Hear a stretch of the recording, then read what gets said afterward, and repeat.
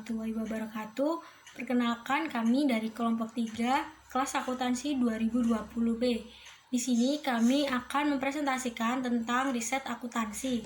Sebelumnya, perkenalkan nama anggota kelompok kami. Yang pertama ada Mayari Rosita dengan NIM 200806940077. Kemudian ada saya sendiri yaitu Amalia Noni Laila Paritri dengan NIM 200806940090. Yang ketiga ada Yasmin S. Tuning Tias dengan NIM 200806940098. Dan yang terakhir ada Siti Anissa dengan NIM 2008069411. Yang pertama ada riset akuntansi dan metodologi penelitian. Riset akuntansi merupakan suatu disiplin ilmu yang sudah ada lebih dari 100 tahun yang lalu. Upaya yang dilakukan untuk mencari suatu kebenaran dalam bidang akuntansi merupakan pengertian dari riset akuntansi. Hasil riset ini menyambung antara fenomena sosial di bidang akuntansi dengan struktur teori akuntansi, di mana fenomena sosial tersebut dituangkan dalam berbagai bentuk statement ilmiah sehingga menjadi teori. Teori dalam riset akuntansi terdapat 4. Yang pertama ada teori deskriptif, yaitu menjelaskan tentang kebenaran yang sudah ada. Yang kedua ada teori justifikasi, yaitu mendukung teori yang ada. Yang ketiga ada teori refute, yaitu mengingkari kebenaran yang sudah lama. Dan yang terakhir yaitu atau teori dengan melahirkan hal yang baru. Selanjutnya ada metodologi penelitian. Metodologi ini berbeda dengan metode. Metode merupakan cara melakukan penelitian, sedangkan metodologi yaitu ilmu yang mendasari metode itu. Nah, kegiatan riset ini sudah mempunyai metode riset yang sudah dikenal dalam dunia ilmiah. Terdapat 3 metode penelitian yang dipakai dalam suatu penelitian. Yang pertama ada penelitian yang menggunakan metode data kuantitatif, yaitu data yang berbentuk angka atau data yang diangkakan. Metode kuantitatif dinamakan metode tradisional karena metode ini sudah mentradisi sebagai metode untuk penelitian. Metode ini disebut kuantitatif karena data penelitiannya berupa angka-angka dan analisis menggunakan statistik. Yang kedua ada penelitian kualitatif. Penelitian kualitatif adalah penelitian yang menggunakan data kualitatif atau data yang berbentuk data, kalimat, skema, dan gambar. Metode penelitian kualitatif dinamakan sebagai metode baru karena popularitasnya belum lama. Metode ini disebut juga sebagai metode artistik karena proses penelitian lebih bersifat seni atau kurang terpola, dan disebut sebagai metode interpretif karena data hasil penelitian lebih berkenaan dengan interpretasi terhadap data yang ditemukan di lapangan. Dan yang terakhir, campuran kuantitatif dan kualitatif. Pada metode ini menggunakan kuantitatif dan sebagian menggunakan metode kualitatif. Sehingga pada metode kuantitatif dan kualitatif ini terdapat 2 metode. Tahap dan proses riset. Tahap dan proses riset bukanlah sebuah proses yang sederhana, melainkan proses yang memerlukan beberapa tahapan kegiatan. Dalam proses riset terdapat 3 tahapan kegiatan. Yang pertama adalah menanyakan pertanyaan atau asking question. Tahapan ini merupakan tahap yang menyertai seluruh proses periset. Kedua adalah observasi atau observation. Di sini periset melakukan pengamatan terhadap suatu objek. Yang ketiga adalah mengonstruksi jawaban atau constructing answer. Pada tahap ini periset mencoba untuk mendefinisikan, menggambarkan, dan menjelaskan serta memberikan penilaian. Upaya mengkonstruksi jawaban ini, selain mengacu dan menguji teori, juga pada akhirnya dapat menghasilkan pengetahuan yang baru. Dari ketiga tahap yang dimaksud, bukan sebuah proses linear, melainkan sebuah proses yang memungkinkan setiap tahap akan saling mempengaruhi. Revolusi Feyerabend. Menurut tesis Feyerabend, realitas dan masyarakat itu terlalu kompleks atau rumit, dinamis sehingga tidak akan mungkin hanya satu metode atau teori yang mendominasi ilmu pengetahuan. Dengan demikian, semua pendekatan yang dilakukan untuk mencari kebenaran adalah valid. Dia meminta agar ilmuwan lebih kreatif daripada terikat pada suatu metode ilmiah yang kaku. Yang kedua yaitu akuntansi sebagai art atau science. Akuntansi, seni atau sains. Pendukung akuntansi sebagai Art Sterling pada tahun 1989 menganggap akuntansi itu sangat syarat dengan pertimbangan atau penafsiran pribadi yang dilakukan oleh praktisi di bidang ini, sehingga sukar merumuskannya dalam formula matematis. Pendukung akuntansi sebagai Keynes mengemukakan bahwa ilmu akuntansi banyak didominasi oleh prosedur pengukuran yang ketat, yang akan menghasilkan atribut ekonomi yang mempunyai arti seperti dalam hal pengukuran aset dapat dijadikan sebagai dasar peramalan. Akuntansi sebagai seni. Seni adalah keterampilan mengerjakan suatu atau menerapkan suatu konsep atau pengetahuan yang memerlukan perasaan, intuisi, pengalaman, bakat, dan pertimbangan atau judgement. Akuntansi sebagai seni. Akuntansi sebagai bidang pengetahuan, keterampilan, keahlian, dan kerajinan yang menuntut praktik untuk menguasainya. Akuntansi menuntut pertimbangan atau judgement. Dalam penerapan pertimbangan harus dituntut oleh pengalaman dan pengetahuan yang profesionalisme. Akuntansi sebagai seni. Penerapan praktek akuntansi melibatkan pertimbangan nilai, di mana pertimbangan nilai dipengaruhi oleh lingkungan yang mempengaruhi praktek tersebut. Jadi, praktek akuntansi tidak terlepas dari pengaruh lingkungan. Dari pengaruh lingkungan, muncullah sebuah permasalahan-permasalahan. Lalu, dari permasalahan tersebut membutuhkan keahlian dan pengalaman untuk memilih perlakuan terbaik. Jadi, bagaimana pengalaman keahlian itu kita gunakan untuk menyelesaikan permasalahan dari praktek akuntansi tersebut. Kemudian permasalahan tersebut akan dituangkan dalam tata cara atau prosedur yang sedang dilakukan. Jadi pengalaman praktek menggabungkan dengan permasalahan itu akan terangkum dalam prosedur atau tata cara yang dilakukan. Kemudian disesuaikan dengan kebutuhan pencatatan sampai penginterpretasian laporan keuangan. Pada akhirnya pedoman yang dilakukan sebagai pencatatan hingga akhir. Berkaitan dengan akuntansi sebagai sains, akuntansi juga dipandang sebagai sebuah sains karena akuntansi memberikan penjelasan dengan menganalisis dan memberikan alasan mengenai fenomena atau fakta.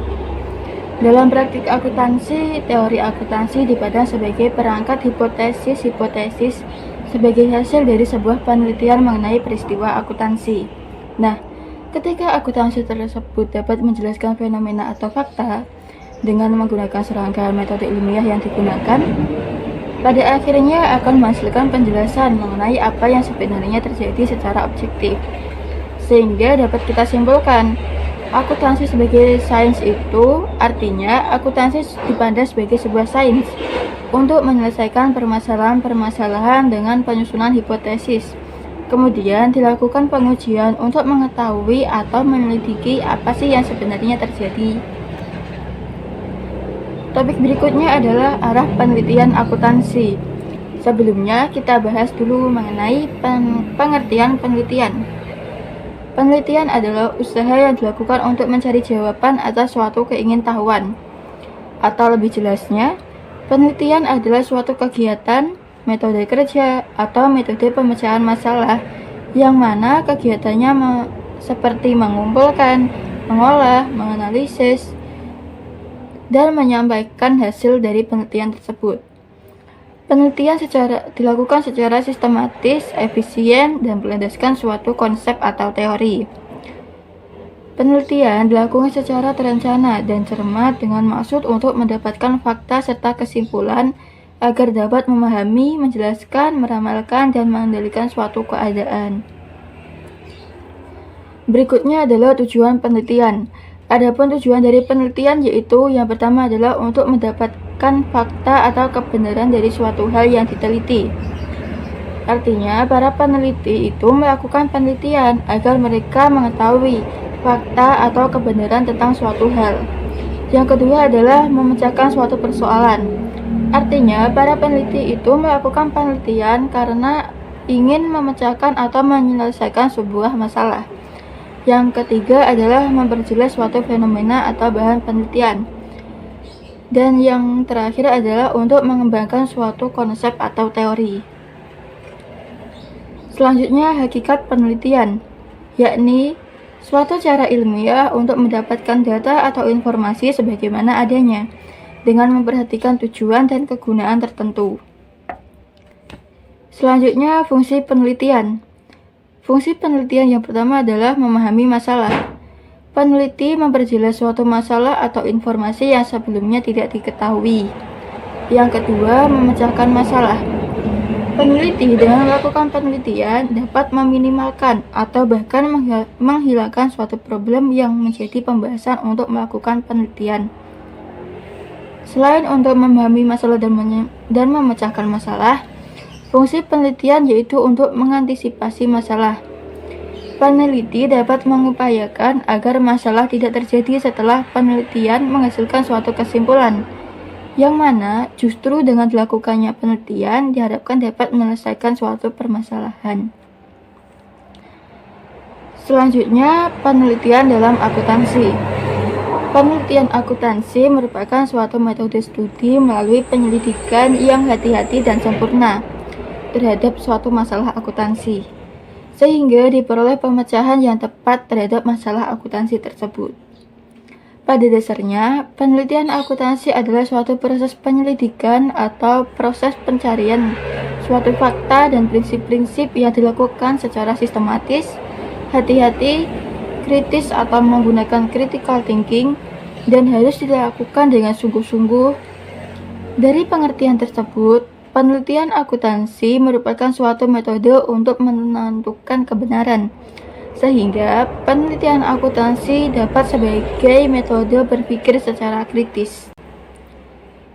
Penelitian akuntansi perlu ditinjau kembali sepanjang waktu dalam bentuk mengadakan penelitian akuntansi pada masalah yang sama, tetapi dikembangkan secara terus-menerus sepanjang proses penelitian akuntansi tersebut. Hal ini berarti setiap pelaku penelitian akuntansi harus mampu mengambil pelajaran dari setiap penelitian akuntansi sebelumnya untuk lebih memperbaiki pelaksanaan penelitian akuntansi yang selanjutnya.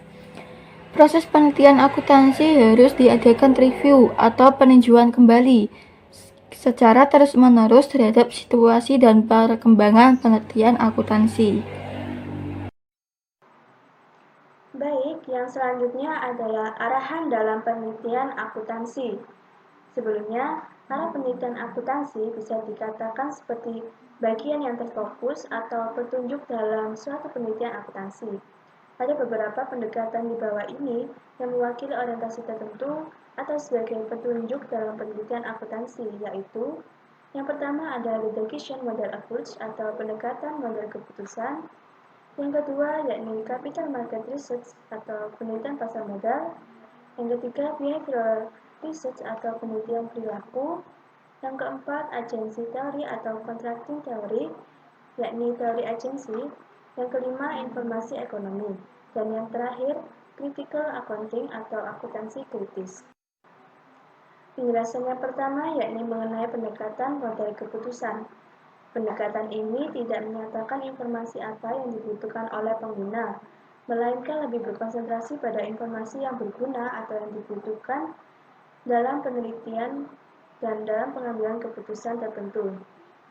Orientasinya dapat normatif dan deduktif. Penjelasan selanjutnya yakni capital market research atau penelitian pasar modal.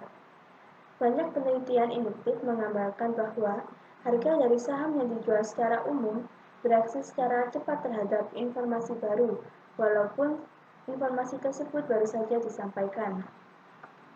Karena hal itu, harga pasar diasumsikan dapat merefleksikan secara utuh semua informasi yang tersedia untuk publik. Hipotesis pasar efisien, yakni harga pasar mencerminkan seluruh informasi yang tersedia dipublikasikan secara penuh. Ketika informasi secara cepat direfleksikan dalam harga sekuritas, maka ada permintaan untuk meningkatkan pengungkapan akuntansi itu.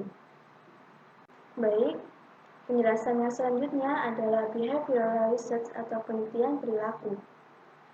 Fokus utama penelitian perilaku adalah pada bagaimana pengguna informasi akuntansi atau laporan keuangan ini menggunakannya untuk membuat keputusan dan informasi apa yang akan mereka butuhkan. Metode yang digunakan pada penelitian ini adalah deskriptif, walaupun pendekatan model keputusan adalah normatif. Pendekatan ini berhasil menunjukkan kesenjangan antara model normatif dan apa yang sebenarnya dilakukan oleh pemakai atau pengguna.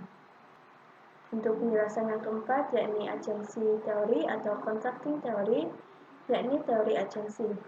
Teori agensi atau teori kontrak adalah sebuah topik penting dalam riset akuntansi. Teori ini memfokuskan pada biaya untuk menghasilkan informasi akuntansi. Pada teori ini, individu bertindak sesuai dengan kepentingan terbaik bagi mereka. Di sini perusahaan merupakan titik pertemuan atau intersection berbagai tipe hubungan kontraktual antara manajemen, pemilik, kreditur, dan pemerintah. Berkaitan dengan biaya pengawasan dan penguatan hubungan antara berbagai kelompok riset informasi ekonomi.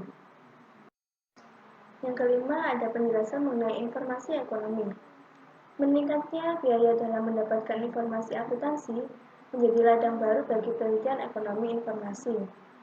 Memfokuskan pada biaya untuk menghasilkan informasi akuntansi, dasar dari penelitian informasi ekonomi biasanya adalah analitis atau deduktif, dan untuk tujuan analisa teori informasi adalah untuk menentukan bagaimana rancangan kontrak dioptimalkan untuk menegosiasikan insentif dan pembagian risiko. Dan yang terakhir ada critical accounting atau akuntansi kritis. Critical accounting atau akuntansi kritis adalah cabang teori akuntansi yang mana akuntansi memiliki peran sebagai poros dalam menengahi konflik antara perusahaan dan konstituen sosial seperti buruh, konsumen, dan masyarakat umum.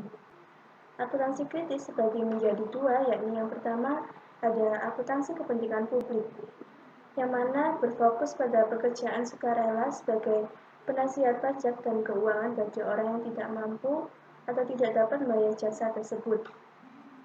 Yang kedua ada akuntansi sosial, yakni berfokus pada mengukur dan membawa biaya laporan pendapatan perusahaan lebih terbuka. Jadi, riset critical accounting ini meyakini bahwa akuntansi harus lebih ditekankan untuk mencoba menyelesaikan masalah-masalah sosial yang terjadi di masyarakat. Cukup sekian penjelasan dari kelompok kami, kelompok 3. Untuk selanjutnya saya kembalikan ke moderator. Sekian presentasi dari kelompok 3 kelas akuntansi 2020B. Kurang lebihnya mohon maaf. Wassalamualaikum warahmatullahi wabarakatuh.